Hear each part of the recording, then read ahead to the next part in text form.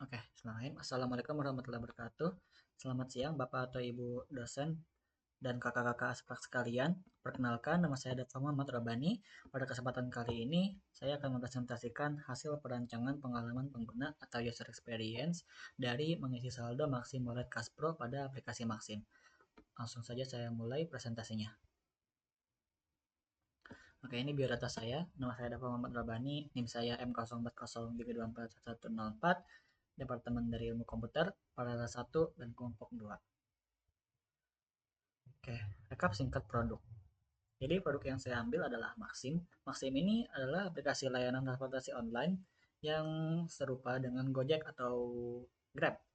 Dia didirikan oleh Maxim Belongov pada tahun 2003 di Rusia. Awalnya cuma taksi kecil, lalu berkembang menjadi aplikasi ride hailing global dan berekspansi ke Indonesia pada tahun 2018. Alternatif Maxim yang tadi saya sudah sebutkan itu ada Gojek dan Grab. Mereka sama-sama aplikasi transportasi online, bisa pesan Gojek, bisa pesan ojek online, bisa pesan taksi online, bisa pesan makanan dan lain-lain. Jadi ini hampir serupa. Cuman Maxim ini tidak sepopuler Grab dan Gojek. Nah, kenapa saya pilih Maxim? Karena Maxim ini banyak potensi UX yang bisa diperbaiki.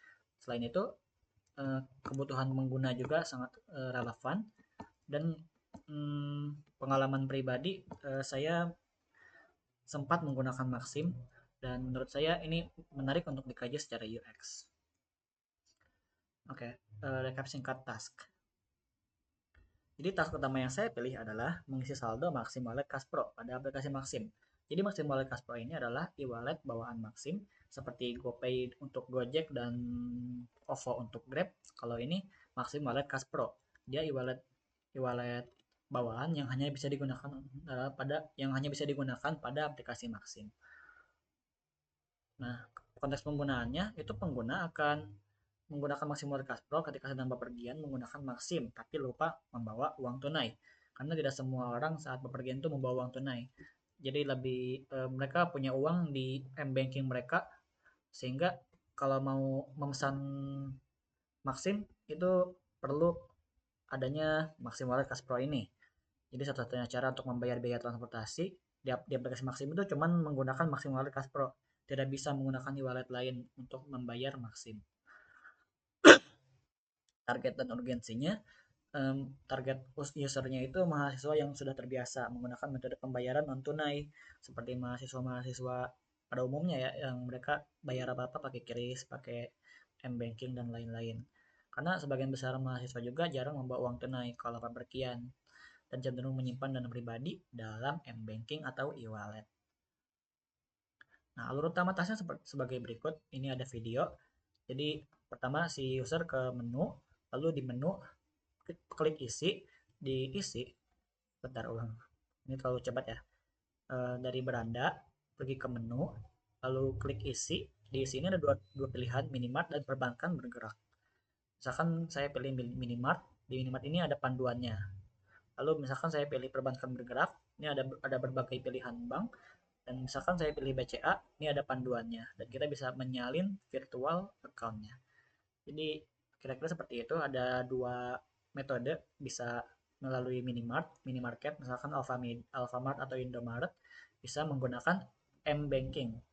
Jadi kita pilih bank yang kita ingin gunakan, lalu isi dari situ melalui virtual account, melalui transfer virtual account. Kira-kira seperti itu untuk task flow saat ini di aplikasi Maxim saat ini. Oke, sekarang kita masuk ke ideation dan pengambilan keputusan desain. Uh, desain opportunity itu kesempatan-kesempatan desain apa aja yang tersedia. Jadi tadi seperti yang kita lihat dari task flow itu pengguna fitur pengisian saldo itu berada di menu bukan di beranda. Padahal pada umumnya ya di aplikasi Gojek atau di Grab dan aplikasi lainnya itu e-wallet bawaan biasanya ada di beranda bukan di menu. Sedangkan Maxim ini fitur pengisian saldonya fitur maksimal Kaspronya mohon maaf ada di menu. Jadi ini bisa jadi opportunity buat diperbaiki. Lalu ada istilah perbankan bergerak. istilah perbankan bergerak ini menurut menurut saya dan menurut para eh, apa namanya menurut para orang-orang yang saya uji itu istilah ini cukup membingungkan. Jadi orang saat pertama kali membaca istilah ini agak bingung ini maksudnya apa gitu. Aduh, maaf. Dan yang ketiga adalah memperjelas feedback sistem saat proses pengisian saldo. Karena setelah mengisi saldo itu tidak ada informasi apapun bahwa saldo sedang diproses. Jadi masih tetap nol sampai sekitar 5 menit baru terisi. Dan itu tidak ada informasi apapun saat pengisian. Nah, ini misalkan yang tadi saya screenshot.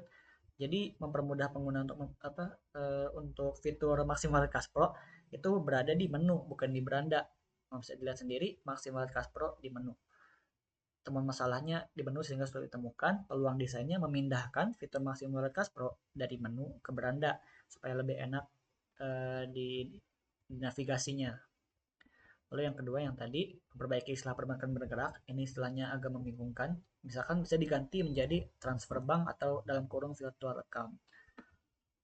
Dan yang ketiga, tidak ada informasi apapun, jadi mungkin peluang desainnya nanti menambahkan notifikasi yang memberi feedback kepada pengguna bahwa pengisian sedang diproses.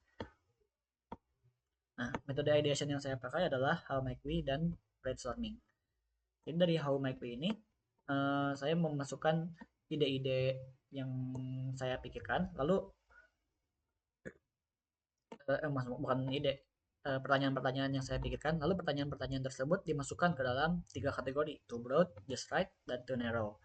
Uh, dari ketiga kategori ini saya masukkan hingga akhirnya masuk ke hingga akhirnya terfilter bagian yang just right. Ada 3 pertanyaan. Dari 3 pertanyaan ini saya pilih lagi jadi satu. Di hasil HMW question yang paling relevan adalah ini, bagaimana kita membuat mahasiswa menggunakan Maxim merasa lebih yakin terhadap status transaksi mereka. Itu yang ketiga tadi ya, uh, yang ini. Karena setelah mengisi saldo itu tidak ada informasi apapun sampai 5 menit. Oke, selanjutnya brainstorming. Di brainstorming ini saya mengumpulkan berbagai ide, lalu dibagi-bagi menjadi beberapa klaster. Jadi ada 3 klaster, kemudian navigasi, kejelasan labeling, dan feedback system. Lalu ya, lalu real problem beratas mengisi saldo ini terbagi jadi 3, discovery, understanding, trust, lalu next step-nya buat 2 sampai 3 solusi terbaik. Jadi solusi final yang dipilih adalah kemudahan navigasi, fitur e-wallet tadi, maksimal Cash Pro tadi dipindah dari menu ke beranda, lalu ditambahkan tombol yang bertuliskan top up. Lalu untuk kejelasan labeling yang tadi, ganti nama perbankan bergerak jadi transfer bank dalam kurung virtual account dan mengganti nama minimart menjadi minimart terdekat. Untuk feedback system, saya akan menambahkan notifikasi real time yang bertuliskan saldo sedang diproses. Lalu refresh saldo ini tidak perlu menekan tombol refresh, jadi auto refresh dan push notification saat saldo masuk.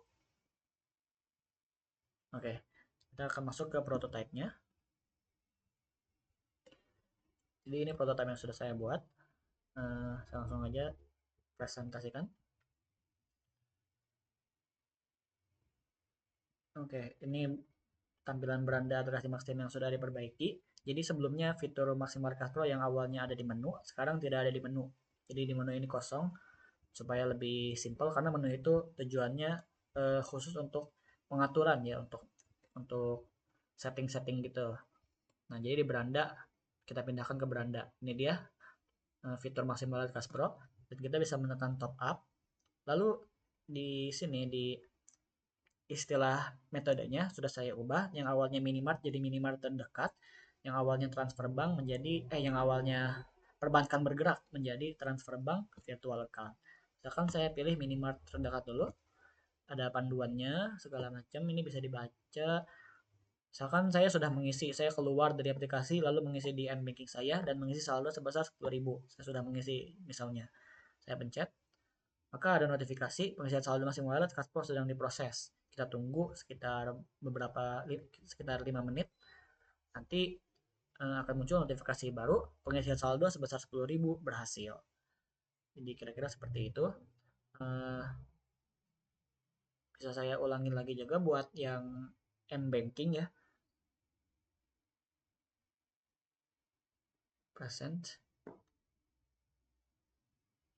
Oke, saya ulangi lagi buat yang m-banking. Jadi untuk yang m-banking kita transfer bank, virtual account. Ada 5 pilihan bank, masih sama.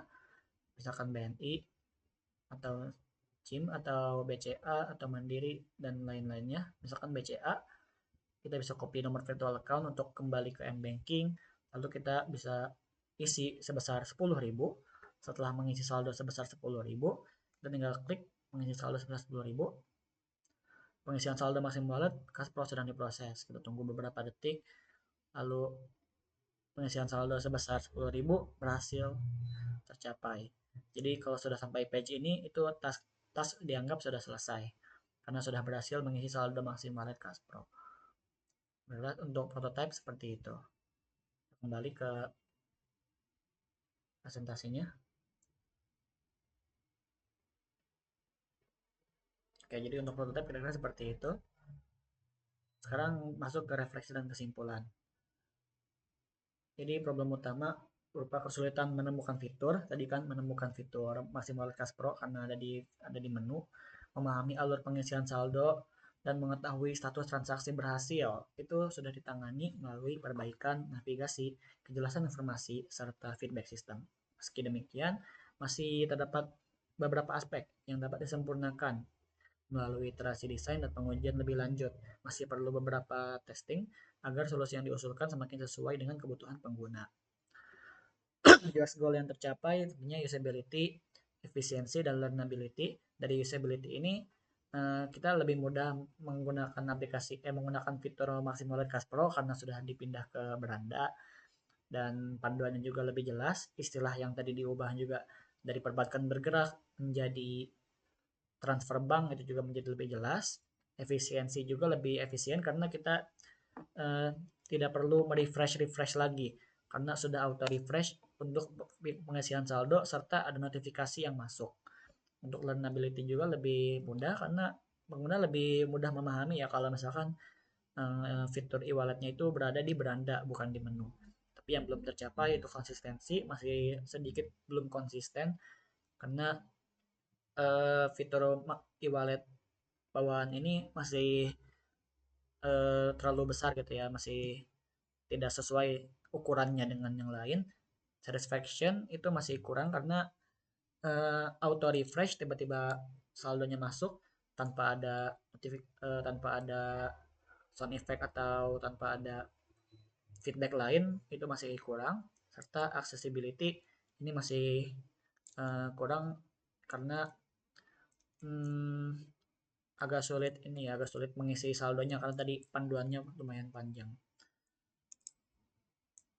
Kalau proyek ini dilanjutkan, mungkin akan menambahkan fitur-fitur yang diperoleh dari masukan pengguna, lalu mungkin meningkatkan aspek aksesibilitas seperti kontras warna, ukuran teks.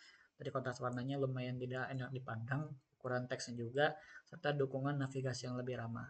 Melakukan iterasi desain berdasarkan hasil evaluasi agar solusi yang dihasilkan semakin sesuai dengan kebutuhan pengguna. Mungkin saya eh,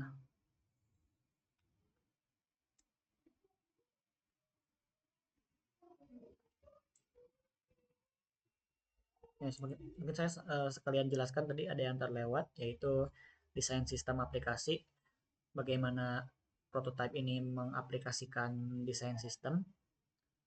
Jadi untuk pewarnaan color palette-nya saya mengikuti dari desain sistem.